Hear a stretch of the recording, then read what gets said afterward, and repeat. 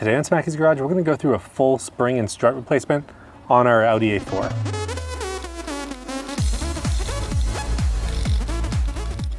Now, driving our 2015 Audi, there was a loud bang and the front end of the car actually dropped. So my wife was able to get the car and bring it to a safe spot.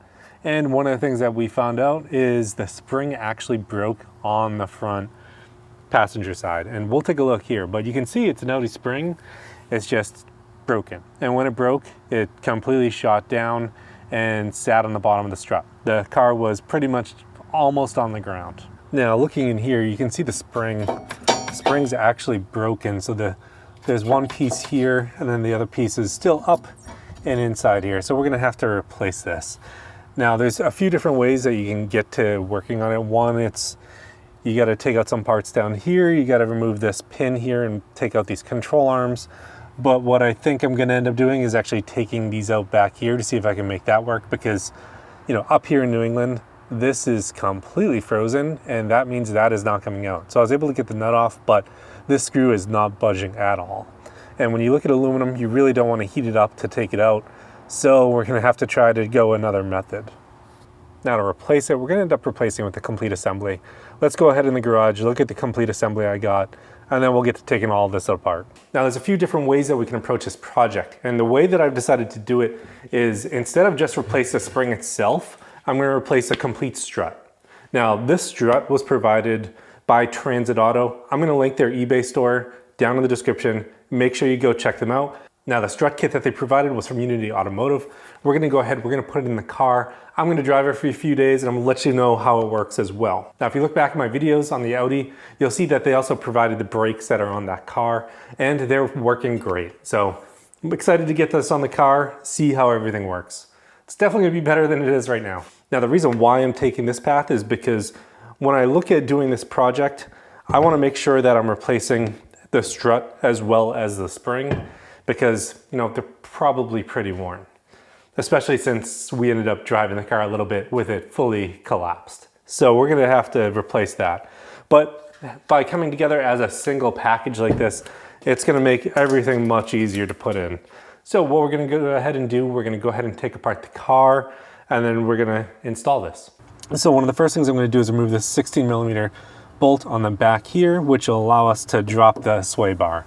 Now the only way to really get to it is a box end like this. You can't actually fit a socket in there. So if you have a ratcheting one, it makes it a lot easier. But that's gonna be the first part that I take apart. Now with that loosened, I just go ahead and bend it out of the way. And now I'm gonna move on to taking out the rest. Now for the next step, I'm gonna go ahead and remove this linkage down here. It connects the lower control arm all the way at the bottom. So you can see it down there. 18mm open end on the other side, or box end on the other side. I'm gonna take that out and then we should be okay to move on to the clamp up here. With that loose, you can see strut's freely moving around. So now that that's out, I can go ahead and remove this bolt here and the back. So there is gonna be a nut, and then we have to spread this open and then separate these two. And you can see there's no more spring up top because the spring has cut and it has broken in half. That nut is off. Now for these in here, I'm just gonna use a 16 and I'm gonna end up taking off both. You know, you're gonna need two different open ends, one for either side. I'm gonna go ahead and loosen these up with one first, and I'll make my way to getting the rest. But if you can't get them off like this, you can always take your wrench here, put another one on it, hook it up like this. No, yeah. And then you can pull down on it so you get some extra leverage to move it. And then we're gonna need to take the bolts off up top here in the engine bay. There should be, I think, 4. And then this will all just come out after I spread this down here. That I can see without the spring, there's really no force left on this thing at all. And that's why I was riding so low.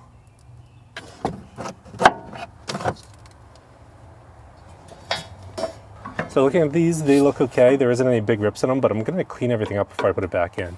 But you can see now with that out, I'm starting to make some more room that I can get this strut out. So just need to use a splitter here. I'm gonna split the top of the strut from this bottom piece, and then with that split, we should be able to just take it out of the car. So here's the tool that we're gonna be using to spread it. We're gonna jam it in there, and we're gonna twist it with a wrench, and by twisting it with the wrench, it should spread it enough so that that becomes loose in there. So here we go. The way this works is you should be able to just stick it in between, and we're gonna go ahead and just twist it. And as we twist it, it'll spread it. All right, so you can see that I put the tool in there, I left it in there, and now this is freely spinning around there. So now with that separated, I should be able to just lift the strut up by hand, pull this out, separate them, and then pull everything out together. Or pull everything out separate, I mean. Okay.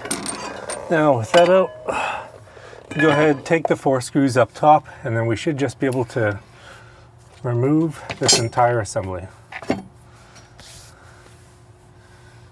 But when I do remove that assembly, this is gonna fall, so I just need to watch out for that.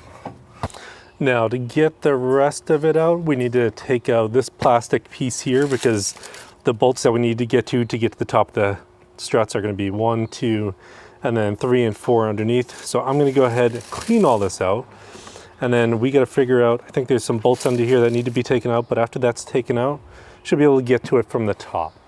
Now to take this off, there's going to be 2 pins on either side. Loosen them with the screwdriver, and then just lift them up, and they should just pull right out. And after that is up, you can go ahead and pull the rest of this out. And then while we're on here, we'll clean everything up.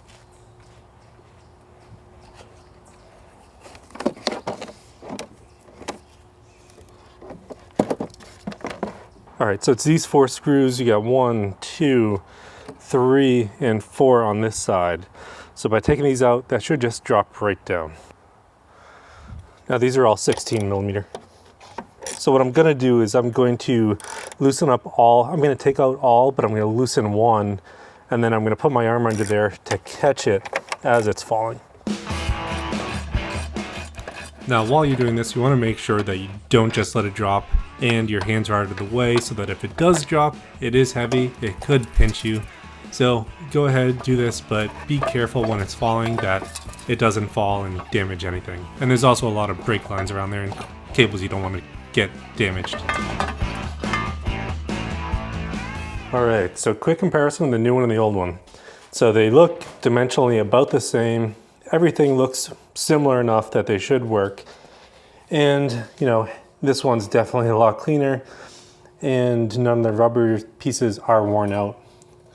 The Audi one held up pretty well, except for the spring. So if you really wanted to replace the spring, you could only do the spring, but you can see here where it broke and left this piece of the spring here. So with all this, we're gonna go ahead and we're gonna drop this in. We're gonna start by bolting it up top, and then we're gonna go ahead and work our way back to the bottom and getting everything back installed. So no need to take anything apart past this. Here we go. I think the hardest part is going to be lifting this back into place. I'm going to go ahead and start one bolt when I do get it up there. All right, still struggling to get everything in, but I got everything lined up. What I think I'm going to do is I'm going to loosen this and end up pulling the axle back just so I can pull this forward some. That way I can get a little bit more play to drop that easier. But that should make things a lot easier. We will see. All right, so by loosening this, I was able to move this entire assembly out a little bit more. When I was able to move that out a little bit more, I was then able to push this down and get it into place. So right now, everything is in place. Now all I really have to do is put everything back together, and that's torque everything. So I'm gonna start by getting the strut back down here. And I'm gonna make sure that this is all, actually the first thing I'm gonna do is I'm gonna get all the bolts in, get everything lined up before anything gets tightened down. Now all those bolts are in up top. You can see up there, that one's in place, that one's in place. The nuts are there. This bolt I have put back in, I gotta tighten that down. And then I have the bolt down at the bottom, down there that's holding that in. Really the only thing left to do is the strut bar after I tighten everything up. So what I did is I actually jacked the car up. So now that the car is jacked up in the air, it's at kind of a normal ride height. So when I tighten everything down, I want to make sure that everything is at the under compression, because I don't want to preload any of the bushings that are up there. So with this, I'm going to go ahead, I'm going to tighten these down, I'm going to torque everything down. When you do this to your own car, make sure you look at the torque specs for your specific car, and then everything should just go right back together. So here we go, I'm going to tighten everything down.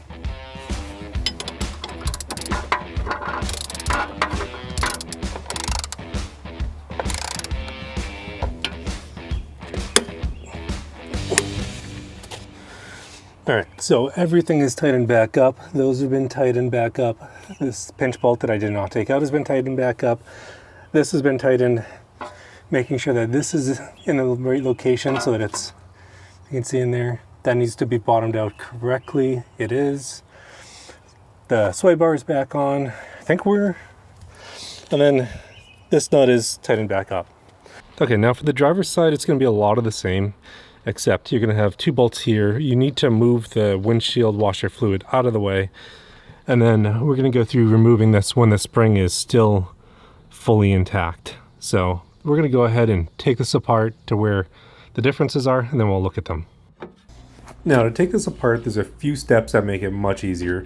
Now the first is you want to loosen up the axle nut. You don't need to completely take it out, but you need to loosen it enough so that you get some play that you can move this out of place. Next, after you do that, I like to take off the 2 upper linkages that connect to the top of the strut. So after you have that, you can pull everything forward. And then after you pull everything forward, you can take the strut apart and take it out in 2 separate pieces. It should just slide right out. Now with this off, you can see one of the bolts is hiding right under there, and the other one is further in down here. So we're going to go ahead, we're going to take out this one nut here, and I'm going to see if I can push this out of the way. Now for these 2 here, I was able to just jam the impact in there on the back, on the one on closest to the driver's side, and then impact plus an extension on that one, and I was able to get them both out.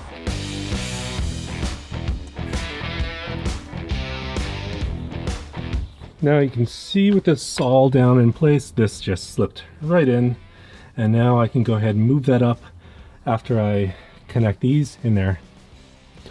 And then all these up here, easy to get back in. You just need to move things around a little bit. This is plastic, not an issue to move. And then everything is back together, almost. So last thing to do is put this on, take it for a ride, and I should be good.